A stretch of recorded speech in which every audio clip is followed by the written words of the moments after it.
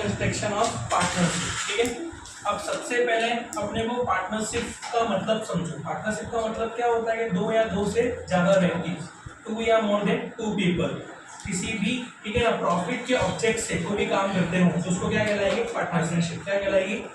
Partnership. अब reconstruction of partnership जो होता है वो हमारे को जो बोर्ड में आएगा वो 5 मार्क्स का आता है। कितने मार्क्स का आता है? 5 मार्क्स का। ठीक है, इसमें से क्या होगा कि 1 नंबर का आता है एमसीक्यू, 1 नंबर का आता है क्वेश्चन, ठीक है, और 3 मार्क्स का जो होता है वो सम आता है। वो सम होता है सेक्शन सी। कहाँ पे आएगा? सेक्शन सी में, क्वेश्चन नंबर दूसरा। सेक्शन सी में दूसरा क्वेश्चन होता है जो इस चैप्टर से होता है। ठीक है, अब इसमें रिकंस्ट्रक्शन में जो 3 नंबर का सम है ना बेटा, उसमें अपने को 2 चीज सीखनी है। क्या सीखनी है? एक सीखनी है सैक्रिफाइस, सैक्रिफाइस रेशियो। क्या सीखना है? Sacrifice ratio. अब तुमको ये मालूम होना चाहिए कि भाई सैक्रिफाइस रेशियो का मतलब क्या होता है। फॉर्मूला होता है, मैं तुमको यहाँ पे पहले फॉर्मूला बता देता हूँ। सैक्रिफाइस रेशियो का फॉर्मूला होता है old share minus new share, old share minus new share, ये फॉर्मूला होता है सैक्रिफाइस रेशियो का। इसे न्यू शेयर को माइनस करने पर जो प्राप्त होता है वो क्या कहलाता है? Sacrifice ratio. क्या मिल जाएगा? Sacrifice ratio. सेकंड नंबर पे पास आएगा गेन रेशियो। क्या आएगा? Gain ratio. गेन रेशियो का फॉर्मूला क्या होता है बेटा? गेन रेशियो का फॉर्मूला होता है new share minus old share. New share minus क्या हो जाएगा? Old share. ठीक है, कि भाई पार्टनरशिप के अंदर नए शेयर में से ओल्ड शेयर को माइनस करने पर जो प्राप्त होता है उसको हम क्या बोलते हैं? Gain ratio. क्या बोलते हैं? बस इन 2 रेशियो पर से ही सम बनेगा। या तो तुम्हें एग्जाम में ढूंढने के लिए क्या आएगा? सैक्रिफाइस रेशियो पूछा जाएगा, या तुम्हें क्या पूछा जाएगा? गेन रेशियो पूछा जाएगा। अगर तुमको मेरी बात पे बिलीव ना होता हो तो इस साल का बोर्ड का पेपर उठा लो, मार्बल उठा लेना। सेक्शन सी में हमेशा क्वेश्चन नंबर दूसरा, पहला छोड़ के दूसरा, इसी में से होगा। या तो सैक्रिफाइस रेशियो बोला होगा या गेनिंग रेशियो बोला होगा। Very simple. ठीक है, कोई दिक्कत की बात नहीं आएगी। अगर अपने एग्जाम्पल की बात करें तो यहाँ पे एक सम अगर अपना सीखें तो सम ये हो कि मान लो यहाँ पे कुछ पार्टनर के नाम दिए हैं, राम दिया है, श्याम दिया है और घनश्याम दिया है। क्या दिया है? घनश्याम दिया है। ठीक है, अब यहाँ पे 2 टाइप के रेशियो दिए। एक दिया है ओल्ड रेशियो, तो इन लोग का जो ओल्ड रेशियो है वो 1 1 1 है। तो टोटल कितना हो गया? टोटल हो जाएगा 3। कितना हो गया? इतनी बात समझ में आ गई। अब इन लोग का जो न्यू रेशियो दिया है वो न्यू रेशियो दिया है 3 to 1। तो अब टोटल कितना हो जाएगा? 6। क्या हो जाएगा? अब फाइंड यहाँ पे क्या करना है? सैक्रिफाइस। क्या फाइंड करना है? सैक्रिफाइस फाइंड करना है। क्या फाइंड करना है? सैक्रिफाइस। अब यहाँ पे सैक्रिफाइस फाइंड कैसे करेंगे? तो देखो, अब मैंने सबसे पहले तुमको बताया यहाँ पे आंसर, एग्जाम्पल जो 1 कराया उसका अपने को आंसर ढूंढना है। तो एग्जाम्पल 1 का आंसर। अब यहाँ पे सैक्रिफाइस चलो सैक्रिफाइस इक्वल टू, अभी अपने ने बात की, क्या होगा? Old share minus new share. क्या होगा? Old share minus new share. तो यहाँ पे लिखेंगे old share minus new share. अब यहाँ पे कभी कभी बात क्या होगी बेटा कि कभी कभी पार्टनर्स की संख्या बढ़ भी सकती है, कम भी हो सकती है। 2 हो सकती है और 3 भी हो सकती है, राइट? 2 भी होगी और 3 भी होगी। ठीक है ना, अभी 3 है, किसी सम में 2 भी देगा, किसी सम में 3 भी होगी। 3 से ज्यादा मोस्ट ऑफ पूछता नहीं है। ठीक है, बहुत रेयर चांस है कि निकालेंगे। पहले किसका सैक्रिफाइस निकालेंगे? राम का। तो यहाँ पे स्टेप नंबर 1 करके लिखेंगे राम सैक्रिफाइस। क्या लिखेंगे? राम सैक्रिफाइस। अब राम का ओल्ड शेयर कितना है? तो राम का ओल्ड शेयर कितना है? 1। अब ओल्ड वाले का टोटल कितना है वो डिवाइड में लिखो। कितना है? 3 माइनस, अब न्यू शेयर कितना है राम का? 3। न्यू वाले का टोटल कितना है? 6। अब याद रखने का, मैंने बताया था कि जब भी प्लस या माइनस होगा तो नीचे क्या होगा? इक्वल सेम होने चाहिए। यहाँ 6 है बट यहाँ 6 नहीं है, तो क्या करेंगे? 3 का किससे मल्टीप्लाई करेंगे? 6 हो जाए 2 से। अब भाई मैथ्स का नियम क्या होता है? जितना नीचे उतना ही ऊपर। तो क्या हो गया? 2 1 जा 2 -3/6। तो आंसर किस में आया? माइनस में आया, -1/6। अब याद रखने का मेरी एक चीज, मोस्ट इंपॉर्टेंट चीज है, कि जो भी हम ढूंढ रहे हैं, मान लो सेक्रीफाइस ढूंढ रहे हैं, अगर हमारा आंसर सेक्रीफाइस में प्लस में आया तो सेक्रीफाइस ही लिखेंगे बाजू में। लेकिन जो हम ढूंढ रहे हैं अगर आंसर माइनस में आया तो उसका ऑपोजिट लिखेंगे। सेक्रीफाइस ढूंढ रहे हैं बट आंसर माइनस में आया तो क्या लिखेंगे? गेन लिखेंगे। क्या लिखेंगे? ऑपोजिट क्या आया? गेन लिखेंगे। आई बात समझ में? आंसर 0 आएगा अगर तो क्या लिखेंगे? नथिंग। क्या लिखेंगे? नथिंग। प्लस में आएगा तो सेक्रीफाइस ढूंढ रहे, सेक्रीफाइस ही लिखेंगे। अगर मान लो यहाँ पे गेन ढूंढ रहे होते और आंसर माइनस में होता तो क्या लिखते? सेक्रीफाइस लिखते। क्या लिखते? गेन ढूंढ रहे होते और आंसर माइनस में आता तो उसका ऑपोजिट सेक्रीफाइस लिखते। प्लस में आता तो गेन का गेन लिखते। आगे मेरी बात समझ में नहीं आई? दूसरा बनाएंगे क्या? दूसरा किसका सेक्रीफाइस ढूंढा जाएगा? कौन है? श्याम। कौन है? श्याम। तो लिखेंगे भाई श्याम सेक्रीफाइस। श्याम सेक्री। अब श्याम का ओल्ड कितना है? तो श्याम का ओल्ड है 1/3 माइनस श्याम का न्यू कितना है? 2/6। ठीक है, यहाँ 6 से तो करेंगे 3 2 जा, ऊपर भी 2 से 2 1 जा 2 माइनस 2/6। 2 में से 2 गया तो 0/6। 0 आया तो क्या लिखेंगे? नथिंग। क्या लिखेंगे? नथिंग। ठीक है, थर्ड नंबर पे क्या आएगा हमारे पास? इसका चुनना है तो यहाँ लिखो घनश्याम का सेक्रीफाइस। अब घनश्याम का ओल्ड रेशियो कितना है? 1/3। न्यू कितना है? 1/6। तो 3 2 जा, ऊपर भी 2 से करेंगे 2 1 जा 2 माइनस 1/6। 2 में से 1 गया तो 1/6। ये प्लस में आया तो जो ढूंढ रहे वही लिखेंगे। क्या ढूंढ रहे हैं? सेक्रीफाइस। तो क्या लिखेंगे? सेक्रीफाइस। इस तरीके से 3 नंबर का सम बनता है। इतना करो 3 नंबर तुम्हारे।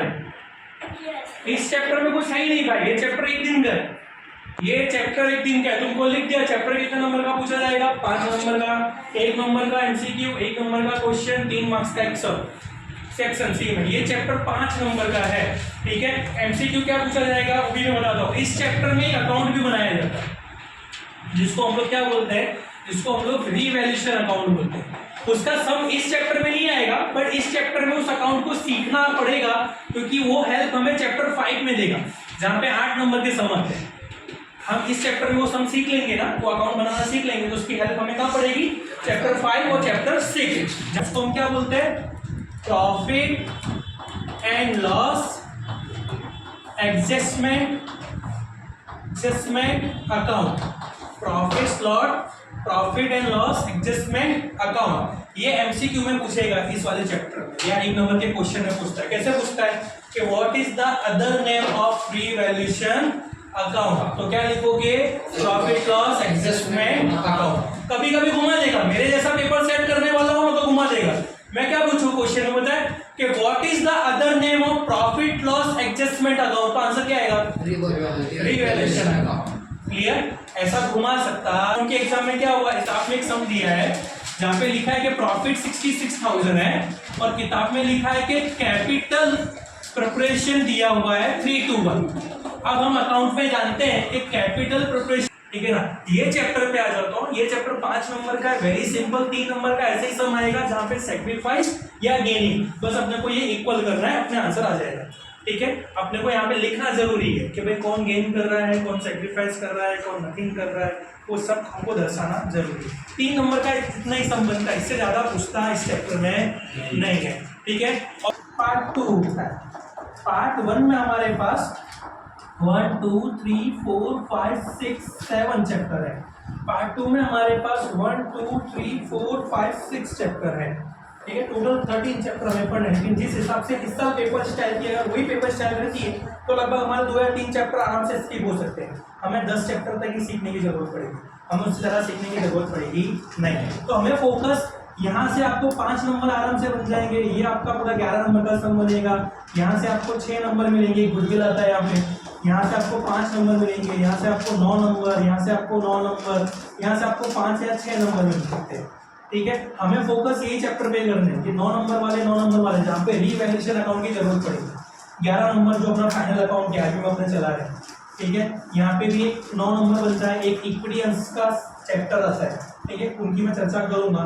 यहाँ पे डिवेंचर बनेगा 6 नंबर, 3 नंबर के 2 सम आएंगे सेक्शन सी में, जहाँ पे मैं तुम्हारी बात कर रहा हूँ। ठीक है, यहाँ पे 11 नंबर का सेकंड फाइनल अकाउंट जो मैं क्लास में कई बार बात करता हूँ आपसे।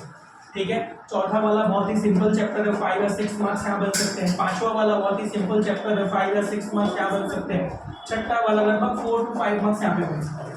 पर ये अगर इसी जो इस साल पेपर स्टाइल की वही रहेगा या पीछे के 2-3 चैप्टर हमें सीखने की जरूरत नहीं पड़ेगी। इतना मेरा तुमसे वादा है।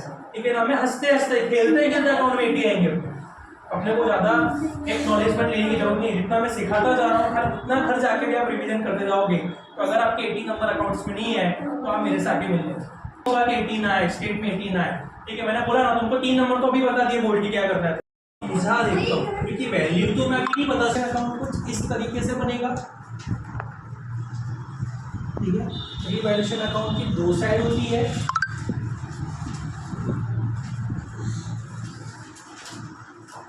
एक साइड होगी डेबिट, एक साइड होगी क्रेडिट। यहाँ पे लिखा जाएगा पर्टिकुलर्स, यहाँ पे लिखा जाएगा अमाउंट, यहाँ पे लिखा जाएगा पर्टिकुलर्स, यहाँ पे लिखा जाएगा अमाउंट। अब रिवैल्यूएशन अकाउंट में एक चीज अच्छे से समझ लें कि अगर कोई भी चीज का हमें फायदा हो रहा है, क्या हो रहा है फायदा। अगर किसी भी चीज में हमें प्रॉफिट हो रहा है तो प्रॉफिट हमेशा क्रेडिट साइड लिखा जाएगा। कहाँ लिखा जाएगा? और मान लो कि किसी भी चीज में हमें लॉस हो रहा है तो उसकी एंट्री डेबिट साइड लिखी जाएगी। बस इतना दिमाग में क्लियर रखना कि जो भी एडजस्टमेंट में हमें बोला होगा, क्योंकि अभी सवाल तो नहीं समझा सकता, सबके पास बुक्स नहीं है, लेकिन एक चीज समझ लेना कि कोई भी एडजस्टमेंट में अगर ये लिखा है और वो लिखाने से हमें प्रॉफिट समझ में आ रहा है कि यहाँ पे प्रॉफिट होगा तो उसकी एंट्री हम कहाँ लिखेंगे? Credit side. और लॉस लिखे, लॉस समझ में आया कि भाई ये एंट्री से लॉस हो रहा है तो कहाँ लिखा जाएगा? Debit side. कहाँ लिखा जाएगा? अब एक एक करके मैं समझाता हूँ। पहले मैं डेबिट वाला समझाता हूँ। क्या समझाता हूँ? मान लो कि आपको यहाँ लिखा हो कि decrease in assets value, decrease in assets value. मान लो कि भाई आपके पास कोई असेट्स थी, असेट्स मतलब संपत्ति, उसकी वैल्यू क्या हो रही है? कम हो रही है। तो आपका क्या हो रहा है? लॉस हो रहा है। कैसे कम हो रहा है? समझ लो कि भाई आपके जन्म से पहले आपके दादाजी ने जमीन ली हुई थी गांव में 2 लाख रुपए बीघा पे। अब आपको मालूम पड़ा कि वो जमीन किसी काम की नहीं, उसकी कीमत 1 लाख में भी कोई खरीदने के लिए तैयार नहीं हो रहा है। तो दादा ने कितने में ली थी?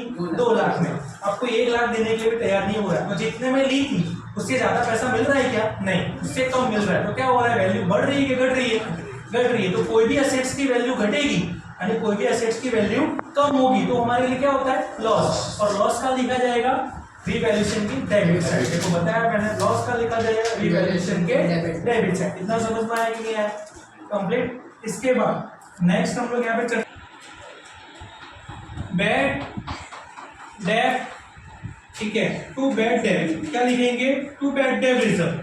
ठीक है, बैड डेट अकाउंट या bad debt reserve account. Bad debt का मतलब क्या होता है? बैड डेट रिजर्व का मतलब क्या होता है? बैड डेट मतलब कि डूब गया हुआ पैसा, ऐसा पैसा जो हमें रिटर्न मिलने वाला नहीं। मान लो भाई साहब एक बार मेरे पास आया परेशानी लेकर कि सर मेरे को थोड़ी हेल्प चाहिए, 10,000 रुपये मुझे दे दो ना। मैंने भाई दया जैसे दिखा के दे दिए।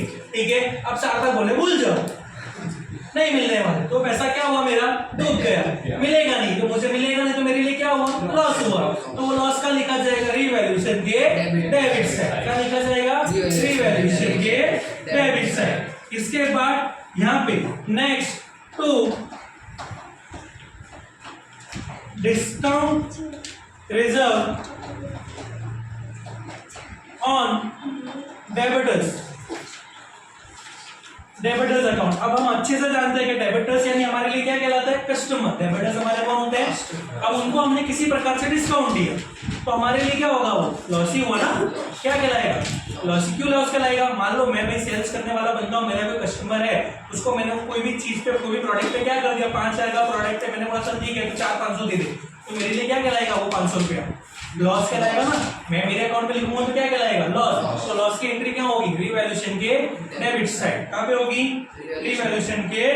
बोलो इतना आएगा समझ में। इसके बाद next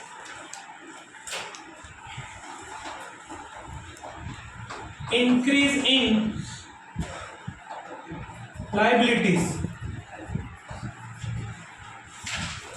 increase in liabilities. Liabilities का मतलब होता है कर्जा। अब आपका क्या बोल रहा है? इंक्रीज इन लाइबिलिटीज मतलब कर्जा बढ़ गया। मान लो आपको खबर था कि भाई मेरे पापा के ऊपर 1 लाख रुपए का कर्जा है, ठीक है, लेकिन छोटा भाई घर पे आया, उसने बोला कि भैया मैं ना वो गेम खेल रहा था यूट्यूब पे, किसी गेम में मेरे पे 20,000 रुपए का कर्जा ऐड हो गया। तो 1 लाख का था, 20,000 का ऐड हो गया, तो क्या हुआ, कर्जा बढ़ा। अब जो बड़ा कर्जा वो चुकाना पड़ेगा, तो वो कर्जा हमेशा, लायबिलिटीज हमेशा हमारे लिए क्या होती है, लॉस होती है, ठीक है। और लॉस का लिखा जाएगा रीवैल्यूएशन के। अगर लायबिलिटीज बढ़ रही है तो लॉस, लेकिन अगर मैं पूछूं लायबिलिटीज कम हो रही है तो प्रॉफिट हुआ। अगर कर्जा कम होगा तो प्रॉफिट, तो क्या लिखा जाएगा, क्रेडिट साइड। कर्जा बढ़ेगा तो लॉस, क्या लिखा जाएगा, डेबिट साइड। दोनों में डिफरेंस है, दोनों में डिफरेंस है। बोलो आया क्या समझ में, कितना है भाई। अब next 2 outstanding liability. 2 outstanding liability मतलब ऐसा खर्चा जो चुकाना बाकी है, ऐसा खर्चा जो चुकाना। मान लो जैसे कि हमने कोई शोरूम से टीवी खरीदी, टीवी का पैसा दे दिया, बट टीवी घर तक लाने के लिए जो लाड़ी भाड़ा खर्चा होता है 500,000 रुपया देना बाकी है, तो क्या कहलाएगा, आउटस्टैंडिंग लायबिलिटी, जो चुकाना बाकी है। तो वो भी चुकाएंगे ना, हम चुकाएंगे तो हमारे पास से पैसा जाएगा, तो हमारा क्या हो जाएगा, वो लॉस। और लॉस का आता है रीवैल्यूएशन अकाउंट के डेबिट साइड। पूरा इतना समझ में आया डेबिट का, इतना कोई प्रॉब्लम बेटा, ठीक है। अब याद रखना, अगर रीवैल्यूएशन, चलो इतनी एंट्री हो गई डेबिट साइड की, अब हम किस पे आते हैं, क्रेडिट साइड। कहां पे आते हैं, increase in assets, increase in assets. यहाँ पे क्या था कि असेट्स की कीमत कम हो तो लॉस कहलाएगी, लेकिन यहाँ पे क्या बोल रहा है, असेट्स की कीमत ज्यादा हो तो क्या कहलाएगा, प्रॉफिट। क्या कहलाएगा, मान लो हमको मालूम था कि भाई हमारे पास 50 लाख की असेट्स है, लेकिन दादाजी ने बाद में मरते टाइम पे बताया कि नहीं बेटा मैंने तुम्हारे लिए घर बना के रखा हुआ है। हमको अचानक से उसका गिफ्ट मिला, सरप्राइज मिला, तो हमारे लिए क्या है, वो फायदा ही है ना। हमने तो परचेज नहीं किया, हमको तो ऐसी संपत्ति में वो मिल गया, ठीक है, उसकी कीमत कुछ ना कुछ तो उसकी कीमत होगी, ठीक है। तो हमारे लिए क्या हो गया, वो इंक्रीज हुआ, हमारी असेट्स क्या हुई, इंक्रीजमेंट हुई। तो याद रखना, असेट्स अगर डिक्रीज है तो क्या होगा, लॉस। असेट्स इंक्रीज है तो क्या होगा, प्रॉफिट। क्या होगा, प्रॉफिट का लिखा जाएगा क्रेडिट साइड, क्या लिखा जाएगा, क्रेडिट साइड। नेक्स्ट हमारे पास अनरिकॉर्डेड असेट्स, क्या लिखा जाएगा, अनरिकॉर्डेड असेट्स। ऐसे असेट्स जो अभी तक लिखना ही बाकी है। लिखना मतलब कि हमें पता ही नहीं उन असेट्स के बारे में। ऐसे बहुत ज्यादा जगहों पे हम लोग पैसे लगाते हैं, म्यूचुअल फंड्स हो गए, LIC हो गए, वो भी हमारे लिए असेट्स के समान ही होती है ना, लेकिन हमारे पेरेंट्स हमें छोटे में बताते नहीं है। जब हम बड़े हो जाते तब बताते, तो तब उसकी मार्केट वैल्यू कुछ ना कुछ होगी और उसका पैसा हमें मिलेगा, तो जो भी पैसा हमें मिलने वाला है वो हमारी अनरिकॉर्डेड असेट्स के रूप में लिखा जाएगा, ठीक है ना। और हमारे लिए क्या होगा, फायदा। आज मुझे नहीं पता मेरे गाँव में कितनी जमीन जायदाद है, लेकिन कभी ना कभी तो पेरेंट्स बताएंगे, तो मेरे को क्या है, वो मेरे को पैसे ही मिलेगा ना उसका, तो मेरी क्या कहलाएगी, वो अनरिकॉर्डेड असेट, ठीक है। वो भी क्या होता है, हमारा फायदा। क्या होता है, उसके बाद एक्वायर्ड इनकम, यानी ऐसी इनकम जो मिलना बाकी है, जैसे कि सैलरी मिलती है, कमीशन मिलता है, वो साथ जो भी मिलना बाकी है वो सब मिलेगा, तो हमारे लिए क्या कहलाएगा, फायदा। उसका लिखा जाएगा रीवैल्यूएशन के क्रेडिट साइड। इसके बाद प्रीपेड एक्सपेंस, प्रीपेड एक्सपेंस, मान लो ऐसे एक्सपेंस जो पहले से चुका दिए। मान लो कि 1 साल का भाई बीमा प्रीमियम होता है जो मुझे दिसंबर में पे करना है, बट जनवरी में मैं उसे पे कर चुका हूँ ऑलरेडी, तो दिसंबर में पे करने को आएगा नहीं, तो दिसंबर में वो पैसा मेरा बचेगा, तो क्या कहलाएगा, प्रॉफिट। वो क्या लिखा जाएगा, रीवैल्यूएशन के क्रेडिट साइड, ठीक है। इसके बाद हमारे पास आएगा decrease in liability. Decrease in मतलब यहाँ पे कर्जा क्या हो रहा है, कम हो रहा है। अगर बढ़ेगा तो लॉस, कम होगा तो प्रॉफिट, ठीक है, कम होगा तो प्रॉफिट। इतना समझ में आया। अब याद रखने का, इतनी एंट्रियां डालने के बाद देखने का कि हमें लॉस हो रहा है या प्रॉफिट। अगर प्रॉफिट हो रहा है तो उसको क्या लिखेंगे, डेबिट साइड, क्या लिखेंगे, और वो प्रॉफिट कहाँ ले जाएंगे, टू पार्टनर्स कैपिटल अकाउंट में। कहाँ ले जाएंगे, टू पार्टनर्स कैपिटल अकाउंट। यहाँ पे लिख देने का, क्या यहाँ पे क्या लिखोगे, प्रॉफिट। और अगर लॉस होगा तो कहाँ ले जाओगे, लॉस होगा तो कहाँ ले जाओगे, क्रेडिट साइड लिखोगे। कहाँ लिखोगे, क्रेडिट साइड। क्या लिखेंगे, पार्टनर्स कैपिटल अकाउंट लॉस। क्या लिखेंगे, पार्टनर्स कैपिटल अकाउंट लॉस, ठीक है। अब इस वाले चैप्टर में आपको कैपिटल अकाउंट बना के बताएगा नहीं, एक सम में बताया, बाकी हर सम में बताता नहीं, लेकिन ये अपने को ये अकाउंट, ये एंट्री आपने तैयार कर ली और इसकी जर्नल आपने तैयार कर ली भाई, तो मैं लिख के दे सकता हूँ आपके एडमिशन के एक और आपके रिटायरमेंट के। हो सकता है इस साल जो पेपर स्टाइल रहा वैसा अगर पेपर स्टाइल रहता है तो अपने को रिटायरमेंट वाले चैप्टर की जरूरत ना पड़े, बट अपने चलाएंगे तो पूरी हो, फिर वो एंड ऑफ द डे देखेंगे अपने को क्या स्किप करना है, क्या करना है, वो लास्ट के मंथ में देखेंगे, जनवरी फरवरी में। जनवरी तक अपने चलाएंगे सारे के सारे चैप्टर, जिससे अपना बेसिक क्लियर हो जाएगा, क्योंकि कॉलेज में इन चैप्टर की हेल्प तो होगी, ठीक है ना। लेकिन अगर मैं लिख के देता हूँ ये रीवैल्यूएशन अकाउंट और इसकी जर्नल सीख ली ना, तो कम से कम 6 नंबर कहीं नहीं गए इन दोनों सम में। कितने? 6 नंबर। 2 नंबर में छोड़ रहा हूँ, पूरे आंखें आड़ी मिल जाएंगे, पर 2 नंबर में कट करके ही बोल रहा हूँ। 6 तो कहीं नहीं गए। और 11 11 22, इस 22 में से जिस बच्चे के 18 कम से कम आ गए, ठीक है ना, ABCD सबका सही होगा। ABCD ऑलमोस्ट, बहुत गधा बच्चा होगा ना तो गलत लिख के आएगा, बाकी सबका सही होता है। यहाँ से 18 कम, कोशिश पूरी 22 की करनी है, यहाँ पे कोशिश पूरी 24 की करनी है, ठीक है ना। लेकिन कम से कम बोल रहा हूँ, कम से कम 20 और 18, ये 38 आ गए ना भाई तो 80 से ऊपर पॉकेट नहीं है। अगर तुम कभी जिंदगी में भी नहीं सोच सकते तो सर हमको कहाँ पे, ठीक है भाई। ट्रस्ट करके यहाँ पे काम करो, रीवैल्यूएशन तैयार कर लो, जर्नल तैयार कर लो, जो मैं बोलता हूँ उतना काम करते चलो, ठीक है। उसकी जैसे, किसके जैसे भाई? अर्जुन के जैसे, एकलव्य की जैसे चुपचाप सुनते चलो, जितना मैं बोला उतना करते चलो। अपने प्लान्स किसी को बताने के नहीं है, मैं क्या कर रहा हूँ किसी को दिखाने की जरूरत नहीं है, चुपचाप अपने अपना काम करते हैं, बता देंगे सबको कि अपने क्या है, ये गारंटी मेरी, अपने सबको बता देंगे रिजल्ट वाले दिन, भाई तू सोचता रहेगा हमने कर दिया, ठीक है, वो गारंटी मेरी। अपने को कोई शो ऑफ नहीं करने का है कि अपने को फेयरवेल नहीं बनाने का है, कि अपने को पिकनिक लेके नहीं जाने का। अपने यहाँ पढ़ने आते हैं और यहाँ पे क्या करेंगे? पढ़े, बस। भी हो सकते हैं तो भी हो सकते हैं, 3 से ज्यादा बहुत रेयर चांस है। एक ही बार ऐसा आया था, 3 से ज्यादा 4 बार, बट मुझे नहीं लगता 3 से ज्यादा आएगा, ठीक है। तो अमर और अकबर, इसका ओल्ड जो रेशियो दिया है, ओल्ड रेशियो आपको बोला है यहाँ पे, ठीक है, इक्वल, यानी 1 और 1, तो टोटल कितना हो जाएगा? 2। और जो इसका न्यू रेशियो दिया है हमें, ठीक है ना, यहाँ पे जो न्यू रेशियो दिया है इन दोनों का, वो दिया है 3:2, तो टोटल कितना हो जाएगा? 5। कितना हो जाएगा? 5। अब हमें क्या कैलकुलेट करना है? सेक्रीफाइस। तो क्या ढूंढना है? Find sacrifice ratio, find sacrifice ratio. अब हम जानते हैं कि भाई सेक्रीफाइस रेशियो ढूंढने का फॉर्मूला क्या होता है, तो यहाँ लिखेंगे sacrifice ratio equal to old ratio minus new ratio, old ratio minus new ratio. अब यहाँ पे 2 ही पार्टनर है, कौन है? पहला आएगा अमर, तो यहाँ पे ढूंढेंगे अमर सेक्रीफाइस। क्या ढूंढेंगे? अमर सेक्रीफाइस। तो अमर का ओल्ड कितना है? 1/2, और अमर का न्यू कितना है? 3/5। अब इन दोनों को कैसे कर सकते हैं? तो इन दोनों का जो एलसीएम बनेगा वो बनेगा 2 5 जा 10। तो 2 को किससे करोगे? 5 से, तो ऊपर भी 5। 5 को किससे करोगे? 2 से, तो ऊपर भी 2। तो क्या बनेगा?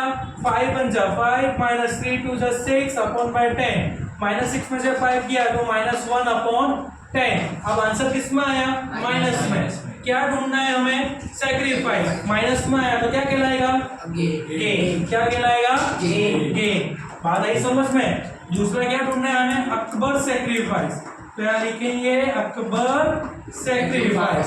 तो अब अकबर का जो ओल्ड रेशियो है वो कितना है? 1/2 ही रहेगा, और अकबर का न्यू रेशियो कितना है? 2/5 ही रहेगा।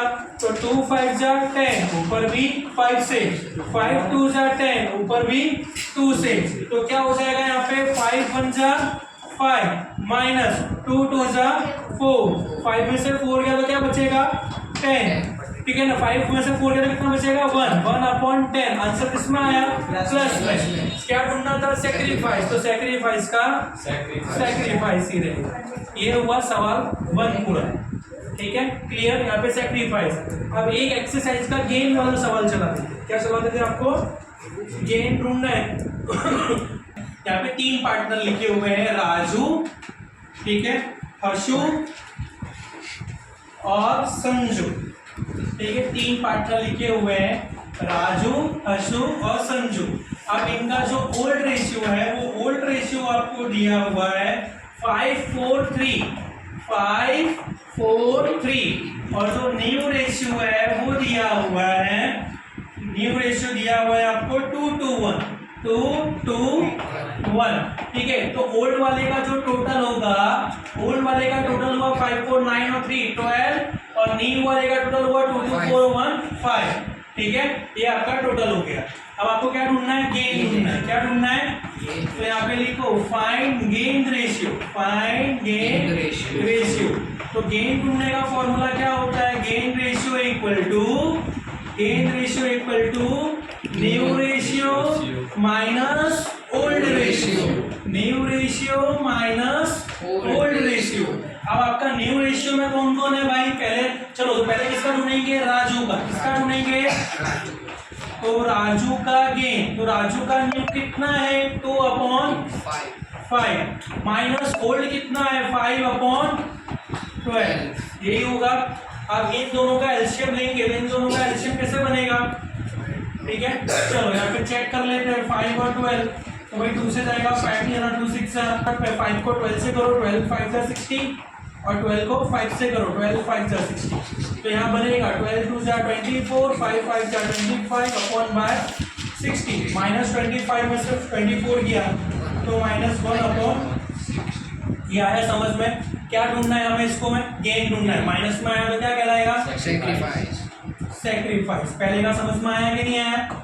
कंप्लीट पहले का संगम, क्लियर ना? चलो दूसरा किसको ढूंढेंगे हम लोग? राजू के बाद कौन है? हसू। क्या लिखेंगे? हसू सैक्रिफाइस। तो हमारे पास हसू का न्यू रेशियो कितना है? 2/5 ही है। हसू का ओल्ड रेशियो कितना है? 4/12 है, राइट? तो 5 का 12 से करेंगे और 12 का 5 से करेंगे, तो 12 2 जा 24, 5 4 जा 20 अपॉन बाय 60, 24 में से 20 गया तो 4/60, 4 क्या मिल गया? 60। किसमें आया? ये प्लस में आया। किसमें आया? तो गेन ढूंढना था, तो क्या कहलाएंगे? गेन ही कहलाएगा। क्या कहलाएगा? गेन कहलाएगा। अब हमें किसका ढूंढना है? थर्ड किसका ढूंढना है? कौन है? संजू। क्या लिखेंगे? संजू सैक्रिफाइस। क्या लिखेंगे? संजू सैक्रिफाइस। तो अब हमारे पास क्या बनेगा? संजू का न्यू कितना है? 1/5। संजू का ओल्ड कितना है? 3/12। 5 का 12 से करेंगे, ऊपर भी 12 से, 12 का 5 से करेंगे, ऊपर भी 5 से, 12 बन जाए 12, 3 5 जा 15/60, माइनस 15 में से 12 किया, -3/60। अब ये तुमने सही किया, माइनस में आया तो क्या कहलाएगा? सैक्रिफाइस। अब ये तुमने सही किया, ऐसे सवाल को चेक कैसे करोगे पता है? कि -3 -1 कितना होगा? 4, और उसका यहाँ पे भी कितना आ रहा है? 4, यानी सही। दोनों को मिला के बीच वाला होना चाहिए। हुआ? अगर प्लस वाले 2 हैं तो उसका टोटल माइनस वाले जितना होगा सही। हुआ कि नहीं हुआ? तो तुम परफेक्ट सही। वहाँ तुमको एग्जाम के टाइम पे चेक करने का तरीका भी मिल गया कि तुमको कैसे चेक करेंगे, ठीक है? क्योंकि बहुत लोगों का ऐसा कहना होता है कि मैं एग्जाम्पल चला रहा हूँ, तो बहुत लोगों को एक प्रकार की मिर्ची लगती है, सब एग्जाम्पल चला रहा हूँ, उनको एक्सरसाइज नहीं आती, ठीक है? इसके लिए मैंने समझा भाई, हमको एग्जाम्पल भी आता है, एक्सरसाइज भी आता है। एक्सरसाइज का मीनिंग क्या होता है मैं आपको बताता हूँ। हिंदी की बुक में लिखा होता है स्वाध्याय। हिंदी की बुक में क्या लिखा होता है? क्या छोटे में लिखा आता होगा, आपने देखा होगा? स्वाध्याय। स्वाध्याय का मीनिंग होता है 100 अध्याय, 100 प्लस अध्याय। संधि आती है ना हिंदी में, संधि छोड़ो, संधि जोड़ो, उसका मीनिंग होता है 100 प्लस अध्याय। इसका मतलब ये होता है कि भाई एग्जाम्पल हमको समझाने के लिए होते हैं। अब एक एग्जाम्पल जैसा एक सम होता है, उसको हम क्या करते हैं? घर से करने के लिए देते हैं कि आप ट्राई कीजिए, अगर आपको नहीं आया तो हम उसको बताएंगे। अगर टीचर सारे के सारे सम कराने बैठ गया ना, तो बच्चा घर जाके क्या करेगा? अपने कराएंगे, अपने सब भी कराएंगे, लेकिन 100 अध्याय का मतलब क्या होता है कि घर से भी बच्चों को ट्राई करना पड़ेगा। क्लियर? ठीक है ना? तो आज के लिए अपना डेमो सेक्शन यहीं पे खत्म करते हैं। इतना लिख लो, ठीक है? और फिर जो है आगे अपने चर्चा करेंगे, ठीक है?